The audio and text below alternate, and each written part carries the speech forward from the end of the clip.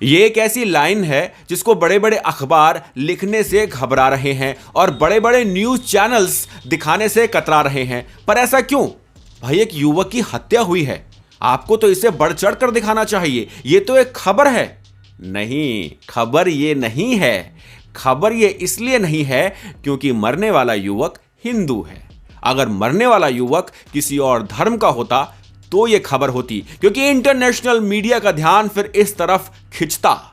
इन liberals की और so called seculars की अपनी बहू मियां खलीफा इस पे बढ़ चढ़कर ट्वीट करती और पैसों के लिए जो लेडी अपने मोरल्स, कैरेक्टर्स, हर चीज बेचने को तैयार है, वो यहां पर ट्वीट करके बोलती कि मेरी कीमत तो बस एक समोसा है, एक गुलाब जामुन है। खालिस्तानियों ने मुझे गुलाब जामुन और समोसा भेजा है तो मैं उनको खालिस्तान दूंगी।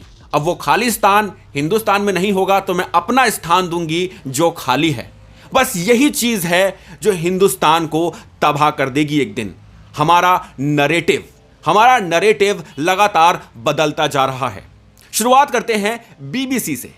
बीबीसी का क्या नरेटिव है यह जानने की कोशिश करते हैं, क्योंकि बहुत इंपॉर्टेंट है। क्योंकि बीबीसी के पत्रकार बड़े ही अजीब और गरीब ग्रह से आए पत्रकारों में से एक होते हैं। चाइना में तो इनको लात पड़ जाती है, क्योंकि चाइना ने कह दिया कि बिरयानी भक्त चैनल अगर हमारे खिलाफ कुछ दिखाएगा तो बिरयानी नहीं मिलेगी। और अगर बीबीसी के पत्रकारों को नल्ली बिरयानी ना मिले तो वो काम कैसे करेंगे? पत्रकार यहां पर लिखते हैं कि हम रिंकू शर्मा के घर इसलिए नहीं जा पाए क्योंकि वहां पर राजनेताओं का आना जाना लगा हुआ था और हमें जगह नहीं मिली घुसने की, उनसे उनका नैरेटिव जानने की। जो पीड़ित परिवार है वहां तक पहुंच नहीं पाए हम, क्योंकि हमें जगह नहीं दी किसी ने, हमारे लिए किसी ने रेड कारपेट नहीं बिछाया तो हम जा नहीं पाए। वाह, क्या पत्रकार है, वाह।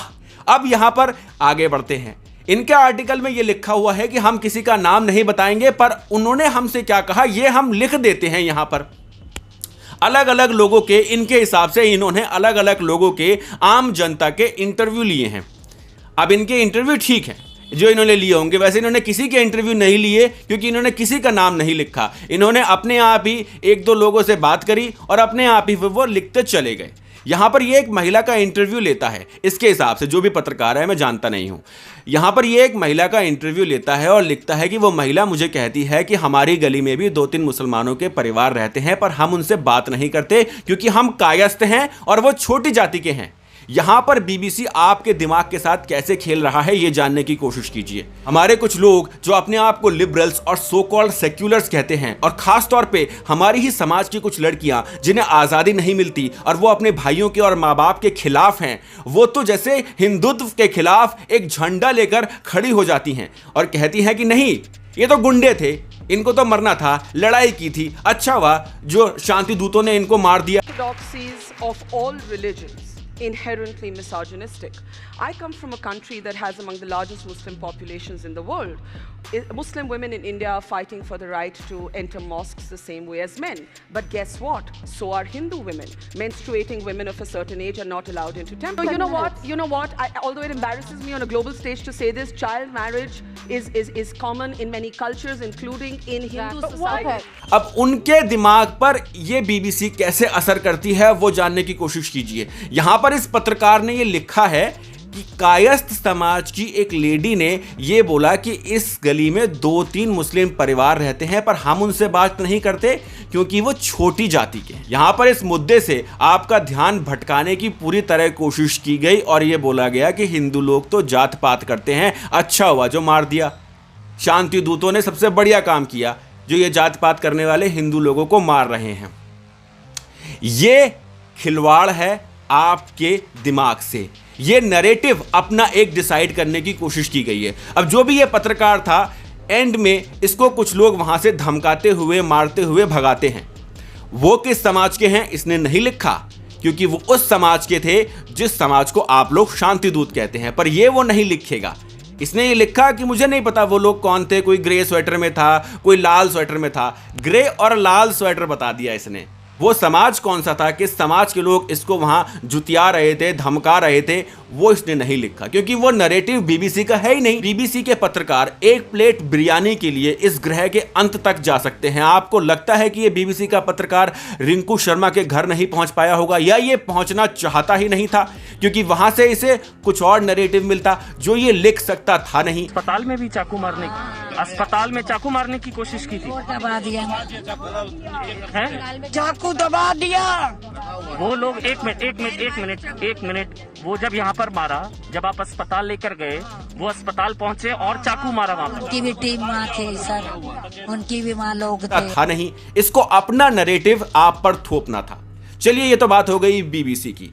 अब आगे बढ़ते हैं। सारे के सारे newspaper, Indian express, Hindustan times, सब ये जस्टिफाई करने में लगे हुए हैं कि रिंकू शर्मा एक गुंडा था, इनकी आपसी लड़ाई चल रही थी, कुछ बिजनेस मैटर्स थे जिसकी वजह से रिंकू शर्मा की हत्या कर दी गई। तो ठीक है, फिर अगर इन अखबार वालों के साथ या इन अखबार के मालिकों के साथ या जिसका ये नैरेटिव है उसके साथ कल को किसी की भी लड़ाई होती है तो वो इनकी हत्या कर सकता है, क्योंकि ये ऐसे ही रिंकू शर्मा के मर्डर को जस्टिफाई कर रहे हैं। ये कह रहे हैं कि आपसी विवाद था, कोई सांप्रदायिक लड़ाई नहीं थी, आपसी विवाद में रिंकू शर्मा की हत्या कर दी गई। अब इन शांति दूतों को छोड़ देना चाहिए, बच्चे हैं, गलती हो जाती है भाई।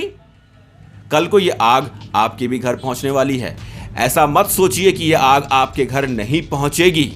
आज रिंकू शर्मा की बारी थी, कल आपकी भी बारी होगी, क्योंकि यहां पर एक रिलीजियस एंगल है और वो रिलीजियस एंगल ये है कि आप काफिर हैं। इस बात को चाहे आप झुटलाने की कोशिश कर लें, पर यह सत्य है। अब रिंकू शर्मा के मर्डर से थोड़ा हटकर जरा मुनव्वर फारूकी की खबर पर ध्यान देते हैं। मेरा पिया घर आया ओ राम जी। भगवान को रिस्पॉन्स करें, वो गाना कैसा है ना, मेरा पिया घर आया ओ Ram ji don't give fuck about your पिया। मुनव्वर फारूकी के सपोर्ट में 100 से ज्यादा सेलिब्रिटीज आ गए हैं। उन्होंने कहा है कि जितने भी केस मुनव्वर फारूकी के खिलाफ हैं उनको वापस लिया जाए, क्योंकि इसने किया ही क्या है, बच्चा ही तो है, दामाद है हमारा, हमारी बेटियां तो दीवानी हैं इसके लिए। और ऐसा है भी, मुनव्वर फारूकी के सपोर्ट में बहुत सारी हिंदू लड़कियां खड़ी हैं। मैंने उसके ट्विटर अकाउंट पे ये बात देखी। एक हिंदू लड़की ने तो कमेंट किया हुआ था कि मैंने आज तक कभी भी किसी चीज़ को रीट्वीट नहीं किया, पर मुनव्वर की फोटो में ज़रूर रीट्वीट करने वाली हूँ, क्योंकि मुझे इस देश के संविधान पे पूरा भरोसा है। जब भी कोई जहाज डूबता है तो जो डरपोक चूहे होते हैं ना, वो सबसे पहले उस जहाज में से निकल कर भागते हैं। ऐसी ही कुछ हिंदू लड़कियां हिंदू समाज में हैं। उनके भाइयों का और उनके पिताजी का अगर मर्डर उनके सामने ये शांति दूत कर दें तो वो कभी भी इसका विरोध नहीं करेंगी, बल्कि वो उस शांति दूत से शादी कर लेंगी। क्यों? क्योंकि पिक्चरों में यही दिखाया गया है कि वो लोग अच्छे होते हैं, हमारे भाई, हमारे परिवार, हमारा धर्म बुरा है। पर ये तो हर समाज में होती है, हर समाज रोक टोक करता है। पर नहीं, जिस समाज में हम पैदा हुए हैं, हम अक्सर, कुछ लोग, सब नहीं, कुछ लोग अक्सर उसी समाज को ठेस पहुंचाने की कोशिश करते हैं। एक हिंदू लड़का जब पैदा होता है तो वो क्या सोचता है, ऑफिस जाऊं, बड़ा इंसान बनूं, परिवार को सपोर्ट करूं फाइनेंशियली और अपना करियर बनाऊं, आगे बढ़ूं, शादी हो मेरी एक अच्छी लड़की से, बस यही सब चीज़ें होती हैं, घर परिवार। पर यहाँ पर बहुत सारे लोग ऐसे हैं जो उस चीज़ को पसंद नहीं करते। वो चाहते हैं कि नहीं, हमारी शादी किसी क्रिमिनल से हो जो मुझे मारे, पीटे, मेरे साथ बदसलूकी करे और मैं उसके दिल में वो प्यार पैदा कर सकूं जो पिक्चरों में देखा है मैंने। ये जो नैरेटिव्स है ना, जो हमारे यूथ में पैदा करने की कोशिश कर रहे हैं कुछ मीडिया हाउसेस, कुछ लिबरल्स, ये नैरेटिव आगे चल के हिंदुस्तान के लिए एक कर्स बनने वाला है। आप एक चीज सोचिए, यहां पे सुप्रीम कोर्ट का जज स्टेट कोर्ट के जज को फोन करता है। स्टेट कोर्ट का जज जिस जेल में मुनव्वर फारूकी बंद है, उस जेल के जेलर को कॉल करता है कि छोड़ दो भाई, अपना ही है। रिंकू शर्मा के लिए कोई भी जज कभी भी ये कॉल करके नहीं बोलेगा कि केस कहां तक पहुंचा, लेकिन मुनव्वर फारूकी जिसने हिंदू देवी देवताओं का अपमान किया, सेंटिमेंट्स को हर्ट किया, उसके लिए सुप्रीम कोर्ट का जज फोन कर रहा है दूसरे जजेस को। ये पावर है लिबरल्स की हमारे देश में। और ये पावर मिली कहां से है? ये पावर मिली है वेल्थ, विस्की एंड विमेन से, जो लिबरल्स प्रोवाइड करते हैं लोगों को अपनी तरफ आकर्षित करने के लिए। मैं यहां पर यह कहने की बिल्कुल कोशिश नहीं कर रहा कि यहां पर कोई सांप्रदायिक एंगल होगा। शायद यहां पर सांप्रदायिक एंगल ना हो सकता है ये एक आपसी या बिजनेस टर्म्स पे कोई विवाद चल रहा हो। पर क्या इसके लिए किसी के मर्डर को जस्टिफाई किया जा सकता है? आप मुझे कमेंट सेक्शन में लिखकर जरूर बताइएगा, क्योंकि हम तो बहुत टॉलरेंट हैं।